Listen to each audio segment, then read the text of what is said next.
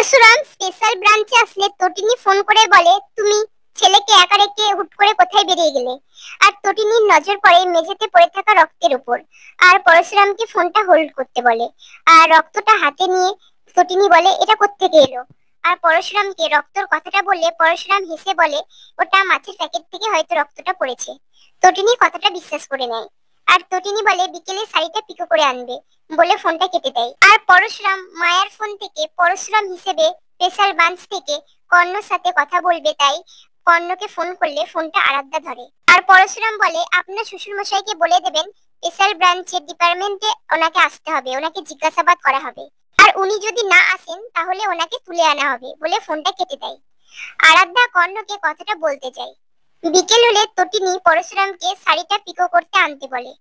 পরশুরাম যে বেরিয়ে যাবে সেই সময় দীপালি পরশুরামকে ফোন করে বলে, এতদিন তো তোমাদের জন্য কিছু করতে পারিনি, তাই এবার ভেবেছি তোমাকে ষষ্ঠী দেব। আর ষষ্ঠীর বাটাটা পরশুরামকে নিতে আসতে বলে। তটিনী ফোনটা নিয়ে তার মাকে বলে, ওকে জামাই ষষ্ঠীতে ইনভলভ করো না, ওকে শুধু শুধু অপমানিত হতে হবে। তটিনীর মা বলে, আমি চুপি চুপি গিয়ে তোর বাড়ি বাটা দিয়ে আসবো আর রান্না বান্না করে জামাইকে নিজের হাতে খাইয়ে আসবো, তুই না করিস না। আর তটিনী রাজি হয়ে গেলে ভানু মিতালি সমস্ত কথা আড়াল থেকে শুনে নেয়।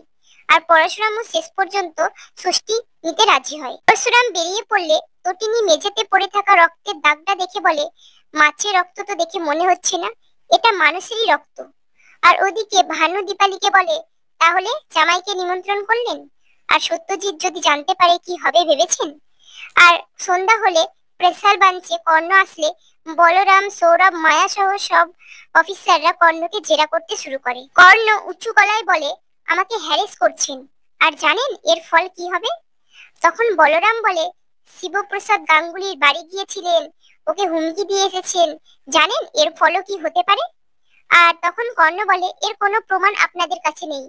সৌরভ বলে, সব প্রমাণ আছে বলে ফাইলটা ফেলে দিলে কর্ণ বলে, এগুলো সব আপনাদের সাজানো মিথ্যে প্রমাণ। আর পরশুরাম বলরামকে ফোন করে বলে, ওনাকে বল বেশি বাড়াবাড়ি করলে উত্তম মাধ্যম দেব। আর কর্ণ ফোনটা নিয়ে পরশুরামকে বলে, সামনে এসো, দেখি কত বড় অফিসার।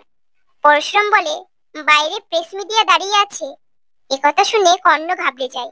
আর কর্ণ সেখান থেকে চলে যেতে গেলে সৌরভ কর্ণর হাতটা এমন শক্ত করে ধরে, যেটা দেখে কর্ণর শিবপ্রসাদের হাত ধরার কথাটা মনে পড়ে যায়।